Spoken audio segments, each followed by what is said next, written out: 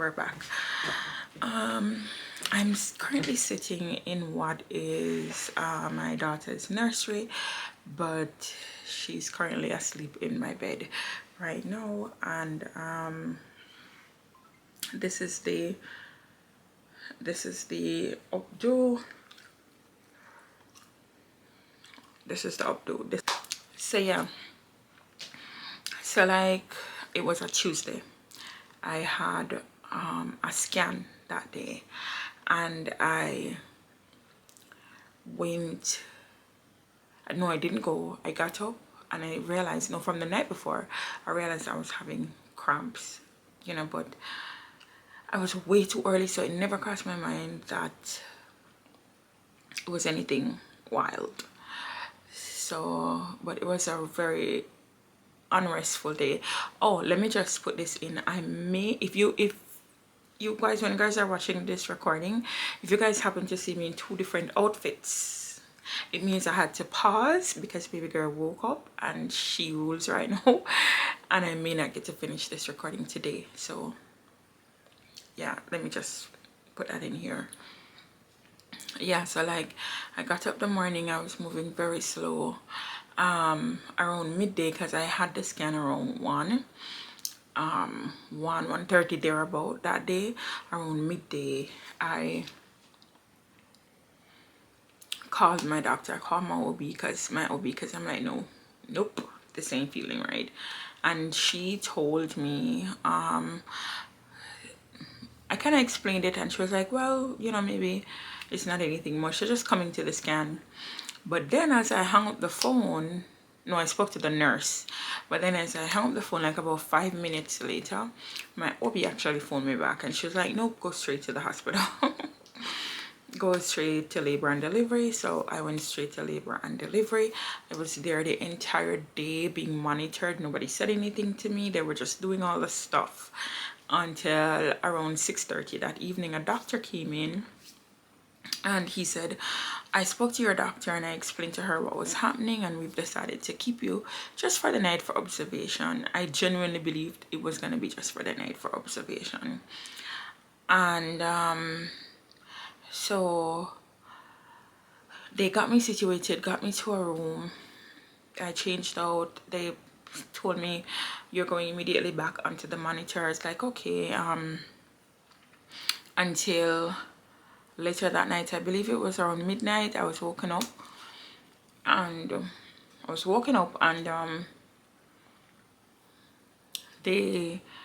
the nurses came and they said, we have to take you back downstairs. I think this is labor and delivery ICU. Yeah, because I was on the like maternity ward, the mother and baby suite, yeah, on the 2nd floor. And they said, no, we have to take you back downstairs. Like, why? They said your baby's Harry kept D7, and it's been happening since you came in today. I was like, what? Because it's the first time I'm hearing that. No one said anything like that to me. So right there and then, of course, you know, I'm a praying woman. I'm a believing woman. I believe in God, and I immediately started praying. But I'm still human, so of course I felt I still get the chills just thinking about everything that came into my mind, because I'm freshly coming off the heels of 2 back-to-back miscarriages, one being ended at 16 weeks. And so I had completely given up and given over the thought that I would ever be able to have another child. So here I was coming off the heels of that, and now to be told that what was seeming to be a quite okay, not so much eventful pregnancy has now turned into something else just so suddenly. But then, as we said, the word suddenly, we serve the God of the suddenlies.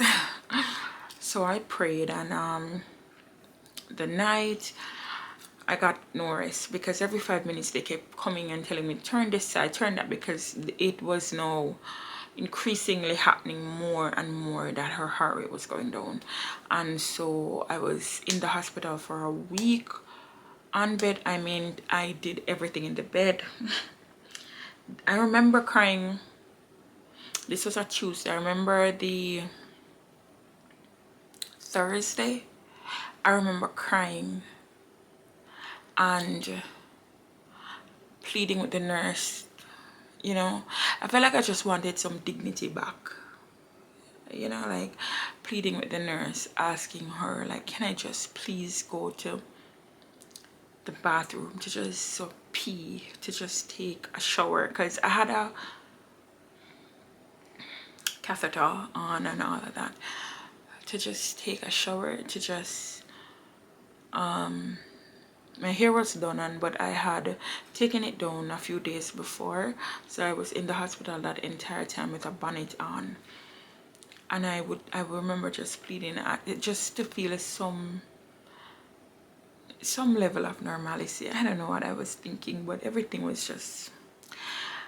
And I remember maternal fetal medicine would come to me every day. Now, when I knew that things was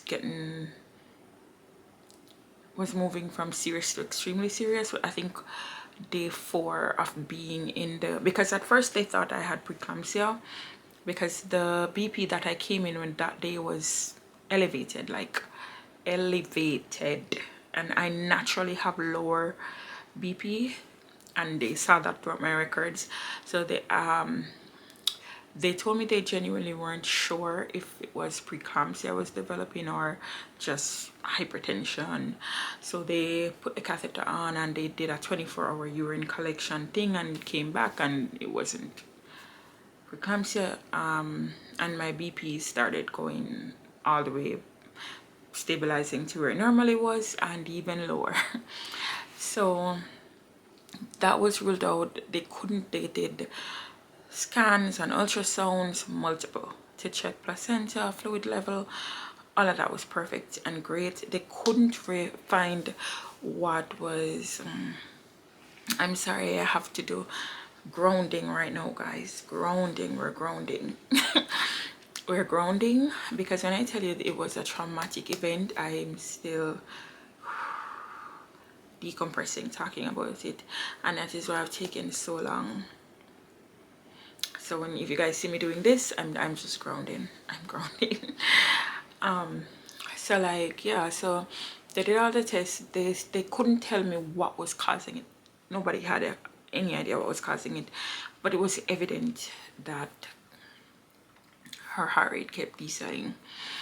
And so I think around day 4 that morning, I was woken up by the MFM doctor, maternal fetal medicine doctor, around 8 that morning, quite early. And he came to me and he just flat out said it. He said that by midday today, we have to take that baby out. To save your baby, we have to take that baby out, because we've been watching this and it's not looking good. It has not been looking good. So we have to take that baby out. I started bawling.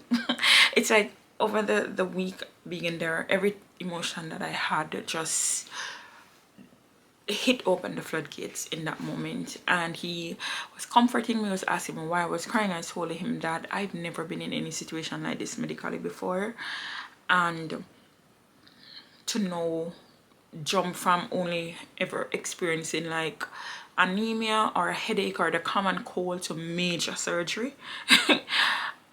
Just like that. But when I tell you God held on to my hand, Jesus, I don't want to start church in here. God held on to my hand, because when I got that news, I was alone in the hospital, because my husband had already left. He spent the night that night, and then he left earlier that morning, because I said the doctor came in at around 8. And so yeah, he came, the MFM doctor came, and he said that by midday, and face was hard as a board. he was done, because he was coming there every day checking everything. It was done. And I said, how do I leave from not having health issues to like major surgery in a few days? And I was bawling. It wasn't crying, it was ugly bawling. And you know, he was comforting me, and then he told me something. He said it's the most done surgery in the US. I was like, that wasn't comforting. So like, yeah, so, and that very day at around 2:48 p.m. my daughter was delivered via C-section. The moment he said that, I called my husband. I called my mom first to pray. I called my pastor, and then I called my husband and I said, I need you to come back because I'm not going to that OR on my own. And that's the reason why the surgery was pushed back, I think, at 1.5 for him to get there, because I told him I'm not going in there on my own. And so I went. I have a few clips from there. I don't know if I'll ever open them up to the internet. I'm just not there yet, because as you guys will see from the birth vlog, it's in bits and pieces. I'm not there to open myself up like that just yet, but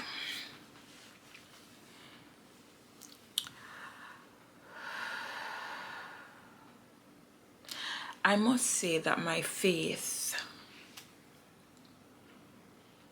skyrocketed to a different level laying on that table that I'm sure many women went on and did not get a chance to be back off it. Many people, for different reasons. I remember the anesthesiologist after the surgery. She was a nice Chinese doctor. She came to me and she said to me, your surgery went so well. All your vital signs were almost textbook perfect. They just stayed where they were supposed to stay. It was so awesome. She was so taken aback by how chill it was. And I remember my OB came to me, awesome doctor, and before everything started, and she kind of rubbed my shoulder and she's like, you're gonna be fine. You're gonna be okay, Denise, you're gonna be okay. Because, you know, we were talking about food the morning in Jamaica, and she did some time there and all of that, and, you know, she said to me, you're gonna be okay. I'm gonna do my best and you're gonna be okay. But we have to get the baby out. And she said to me, would you like to have music? Like to have music being played? And I remember I said to her, no, I'm okay. And when I got in there and everything started and the surgery started, I laid down and as I laid down, I said, Lord, if you give me peace, then I know I'll be okay.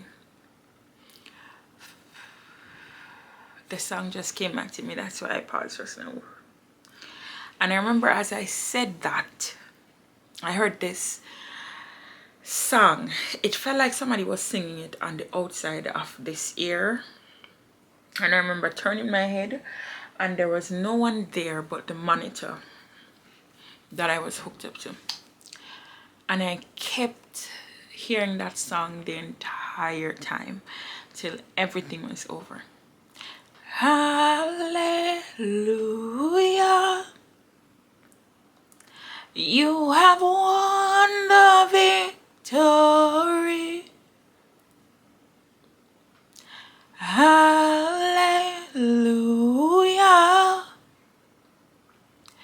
You have won it all for me.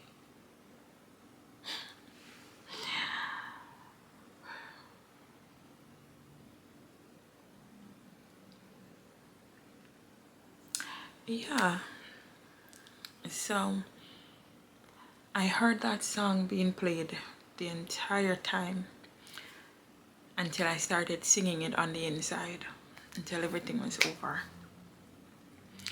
And while singing the song, I heard her cry. You know, I heard her cry, and my ears, my eyes started prickling, and I was like, nope, you're gonna hold it together. Because remember now, you're gonna hold it together. And they called my husband to come and take pictures and stuff, but everything was moving so fast. Because as I said, she was born very, very early, and she had to be intubated, pardon, to help her breathe. She was so tiny. I remember sending a video to my cousin the other day about with the hat, her first little hat, and her big her head is now. Because she was born so tiny, and I remember they brought her next to me, and I just saw it. It's like, it felt like they had her like in 100 blankets, because her little face was so tiny in the little blanket, and she was so pink. And I felt so horrible in that moment that I couldn't hold her, that she was being whisked off somewhere by herself. Whew. The NICU, being in the NICU, back and forth every single day. The hardest part is coming home at nights, and the nights when I did come home and knowing that she was in the hospital all by herself. And before I go further, let me say thank you to every NICU nurse, every NICU doctor. Like, I don't know how you guys do it. I still hear peeps in my head. I don't know how you guys do it. These babies are so tiny. My daughter, when she was born, was the length of my hand from here to the tip of this finger. Yeah, I measured her. She was from here to here. Her body was like, her entire body was like this big. Over this section that's left of my hand, yeah, like this big. That was. And then when I got to go see her, I didn't see her that night, but the nurse that was there with me, she asked me if I wanted, because I wouldn't fall asleep, so she asked me if I wanted her to go take photos with the baby. So I gave her my phone. She went, she took some beautiful photos, and I bawled because she had so many stuff. There's so much stuff just all over her. And there was so much stuff just all over her.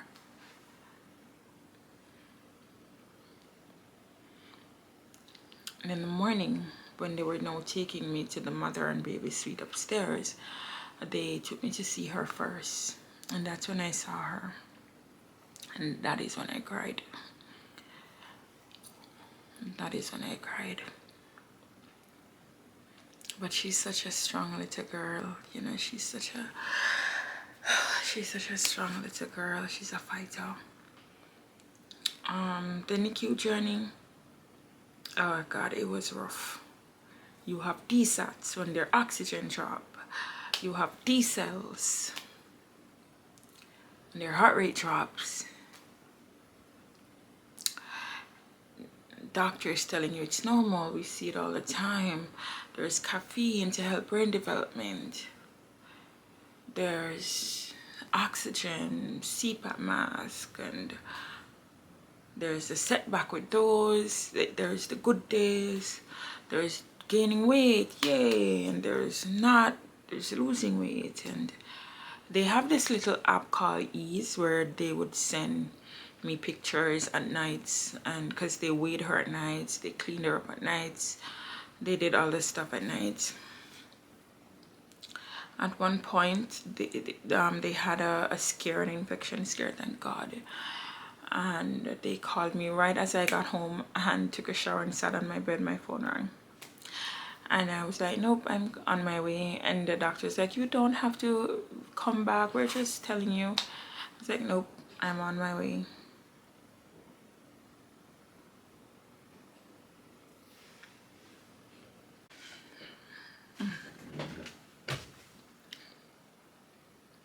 Yeah, so like I really have to finish this video up right now. So being in the NICU, all of this stuff happening, the scare, when they called me that night, I went back. They did blood, they did all their stuff, but thank God there wasn't an infection. Her belly ripping, I believe that's what it's called, was high, was going back up. Because they had initially dealt with it before, but sometimes it fluctuates because you know they're underdeveloped. So yeah, there's being in my room, because the hospital I gave birth in, each baby has their own NICU room, like a whole room. So, and the door is open and you're seeing doctors and nurses running to one other room, and you're hearing all these sounds going off.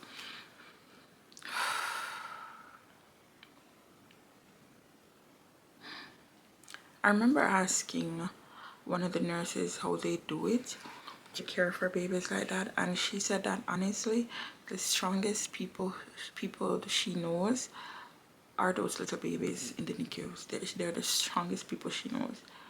Like, so my daughter was in there for a little under 3 months. Yeah, a little under 3 months, or was it 3? Yeah, I believe it was a little under 3 months. Yeah. It was rough. It was rough. It's not being able to sleep, to eat, to just function how you would normally function. And yeah, they sent my placenta to get tested, came back, and it was fine. So we still don't know what caused all of that to happen, but she's home, she's healthy, she's perfect, she's fine. God is good. I'm not focusing on that right now, but I want to end by saying, if you're out there and you're a mom and you've been through the NICU journey, I see you. We see each other. We got through it. If you're pregnant, follow your gut. Listen to your gut. Listen to that inner voice, that inner feeling. Listen to the Holy Spirit on your inside speaking to you. My camera battery died, so I had to change that out real quick. So yeah, I was saying, if you're pregnant right now, you're not paranoid, you're not overreacting. Listen to the voice of God within you, because as I said, I was feeling how I was feeling from the day before I went to the hospital, and I wanted to ignore it. Don't do that. Don't do that. Listen to the voice of God within you. It could save you or your baby's life. So yeah, as I said, this was just a quick little sit down, rundown. I didn't go as in-depth in detail because I had to pause this thing a lot to prevent from breaking down. But yeah, that was how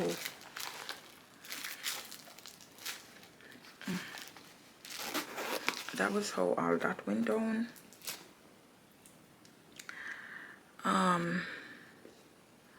Do I plan to ever get pregnant again in the future? No. No. I'm up for whatever God's plan is for my life, but no.